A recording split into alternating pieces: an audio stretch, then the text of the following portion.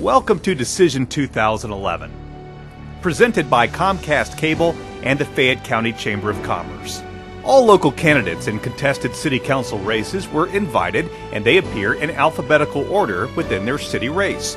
All candidates were asked the same questions. Answers are less than 45 seconds in length. Additionally, candidates could choose one question in which they had 60 seconds to respond. Now let's meet the candidates. Running for Fayetteville mayor are Greg Clifton and Ken Steele. Clifton declined to participate. Thank you for coming. What is your plan to promote economic development in your city? Well, I'll tell you, before we get started, I'd like to take this opportunity to thank the Chamber of Commerce and Comcast for putting this program together and giving our residents an opportunity to get just a smidgen of information about the candidates running for office this year. But economic development is a daily activity within the city of Fayetteville for mayor, council, and our staff. We interact on a daily basis with the Chamber of Commerce, the Fayette County Development Authority, regional business entities around. And I think the best way for us to promote economic activity with our limited resources is to ensure that we have a high quality of life here in Fayetteville and that we provide the infrastructure necessary that will make companies want to locate here, such as water, sewer, a good transportation grid, good schools, safety, etc. So I think we've done that. We're prepared. We're ready for them to come, and we look forward to developing new businesses, but also expanding on the folks that have already made a commitment to our community. What is the single most important issue currently affecting your jurisdiction, and what do you plan to do about it? Well, the economy and jobs are the most significant issue here in Fayetteville, just as they are in the county, the state, and in the nation. What we endeavor to do on a day-to-day basis is to make our community very business friendly. We've adjusted our fee schedules and various cost structures and made for one-stop shopping for new businesses wanting to locate within the city. So we've made it a great deal easier for them to do business. We want to be a cheerleader for business rather than an impediment to the business community. Additionally, I've been very fortunate and count my blessings to be able to serve on various task force and commissions throughout the region and the state. At this time, I'm serving on a task force chaired by Lieutenant Governor Casey Cagle. There's about 15 of us. Most of them are investment people, bankers, etc. And our goal is specifically detailed for downtown development and redevelopment. And we're trying to develop innovative ideas to encourage the private market and financial institutions to reinvest in our downtowns. And we do, in fact, have some innovative ideas that might require legislation at the upcoming session. But it's a daily activity, and we're working hard, and we look forward to the economy improving. What is the highest priority transportation improvement project for your locality or for the region that needs to be addressed, and how would you decide to fund it? Well, I'm very happy to report that our new roundabout at Grady and Beauregard has been completed on schedule and on budget, and it has made a marked improvement in congestion on the south side of town. So that's an attaboy for the people, our staff and everybody put that together. The next large project that will have the most impact is to address the congestion on the north side of town, and that's the 92 Hood Avenue realignment. We plan on having the engineering completed for that in year 2011, right-of-way acquisition in 2012, construction starting in 2013.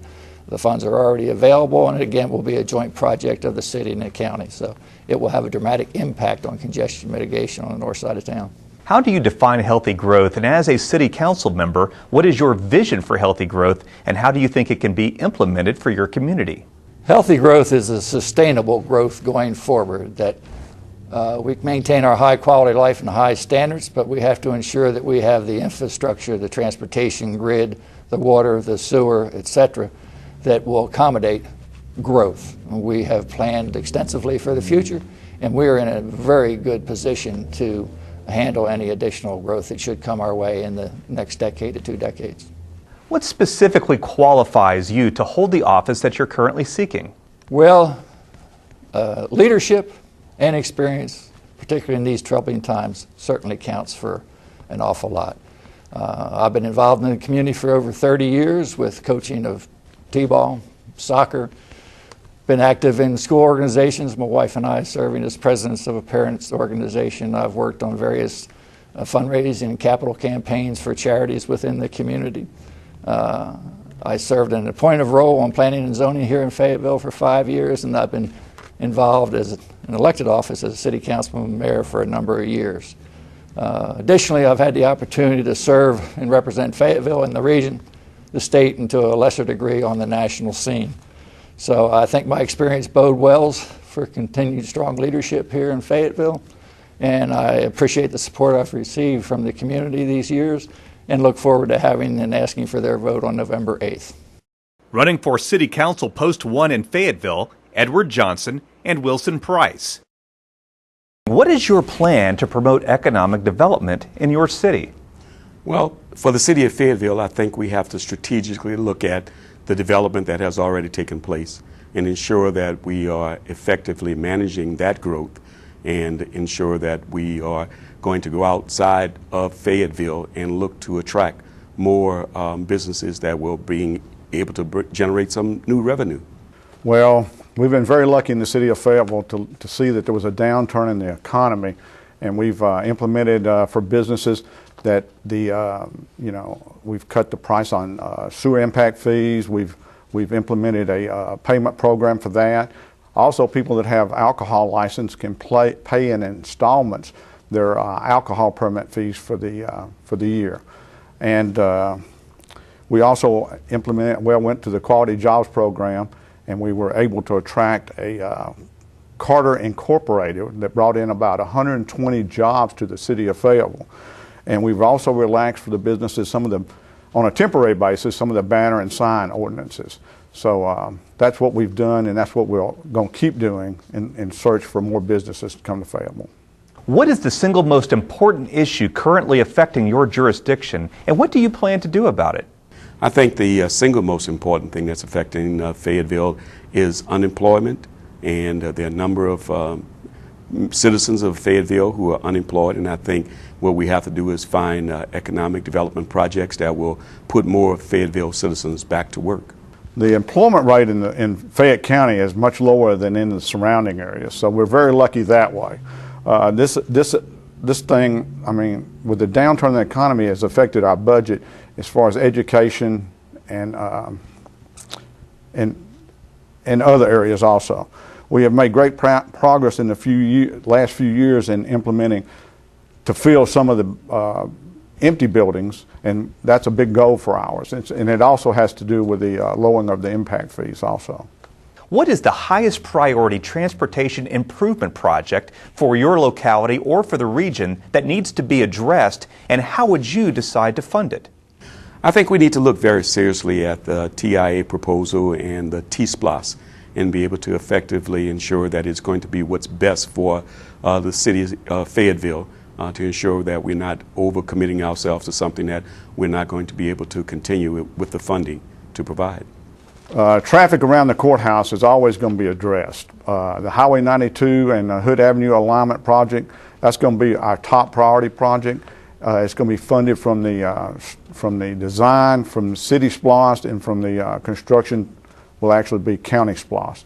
Also, the DOT is going to widen Highway 85 from Grady Avenue all the way down to Bernard Road, and that'll be a big project.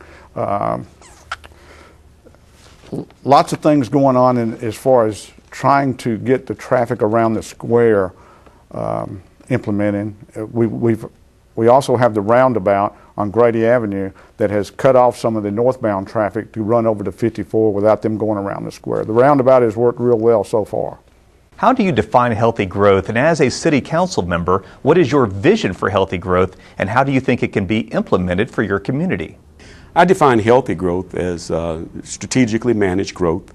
Of course, today's environment, there's just so much going on with our economy that we have to look at all the avenues of the economy and how it's going to affect the growth in Fayette County and Fayetteville, and be able to effectively work with the county constituents as well as the city officials to ensure that we are doing what's best for the city of Fayetteville to maintain the quality of life here in Fayetteville. We use a moderate and balanced approach to residential and commercial together. That way we can get quality and aesthetically pleasing to the eye. We control our guide. We control and guide our growth by our land use and zoning ordinances and development regulations and sign ordinances. We need to preserve our historical and cultural assets here in the city also. What specifically qualifies you to hold the office that you're currently seeking? I don't know if it would say what qualifies me best, but I think that as a leader, as a former U.S. naval officer, I have developed a lot of leadership. The Navy has spent a lot of money training me with postgraduate education, so I think I bring a fresh perspective as opposed to my incumbent who's been in the office for so long that I think too oftentimes the city councils fail to see the forest for the trees. And so I'm thinking that I'm bringing in a new, fresh perspective.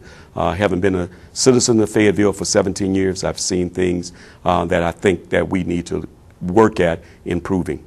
I've been in public office for a little over 7 years. I've always had a keen interest in the area for that 30 years, raising my daughter and dealing with the softball and athletics and the high school at Fayette County. And and I also served in the Marine Corps in '69 and '70. And I was a combat Marine, and I know what the struggles were for the veterans, and I try to work with them on a constant basis also. But the needs of the city of Fayetteville are up and coming. I think we stand high above some of the other surrounding areas in keeping a quality of life here in Fayetteville, and we definitely want to keep doing that. Running for Fayetteville City Council Post 2, Kathy Cochran and Mickey J. Edwards. Edwards declined to participate. What is your plan to promote economic development in your city? I will continue to work with the Fayetteville Main Street and the Downtown Development Authority to promote economic development. This year alone, the collaborative effort between those two attracted a business that created 150 jobs in our city. The business license process has also been streamlined and certain fees restructured to create a more user-friendly environment for incoming businesses. These initiatives will be invaluable as we continue to work with potential businesses that wish to relocate to our city. What is the single most important issue currently affecting your jurisdiction, and what do you plan to do about it? Traffic. It's a hazard to the pedestrians we are trying to entice to the city to shop, work, and play. I intend to review transportation plans, who drafted them, the reasoning behind them, and how old they are, and what methods were used in creating them.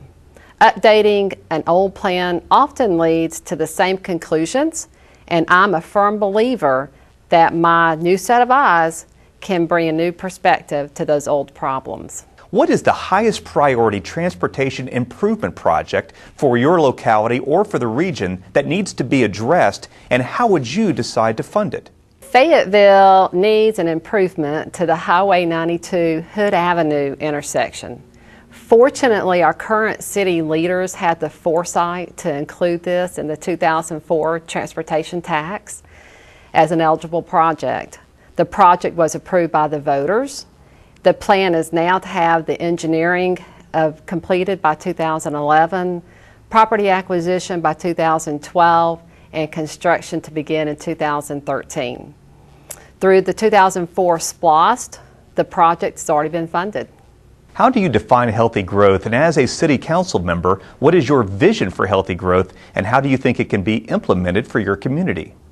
Well, healthy growth is growth that is sustained by the current infrastructure without an inconvenience to the public. Public facilities such as water and roads in Fayetteville were built to handle modest growth. So there is currently ordinances in place to ensure controlled growth, and as a council member, I'll assist in monitoring development to ensure that the integrity and standards our citizens have come to expect are preserved. What specifically qualifies you to hold the office that you're currently seeking? Having managed multi-million-dollar branches of banks and served as a volunteer for several organizations, I'm probably best known for my business-like approach to problems and my ability to manage money. But my most treasured asset is the ability to take the facts learned from diligent research, meld them with the wisdom and comments received from others, and apply solutions that make sense, and do it all with a twinge of compassion that reveals my heart for being a public servant.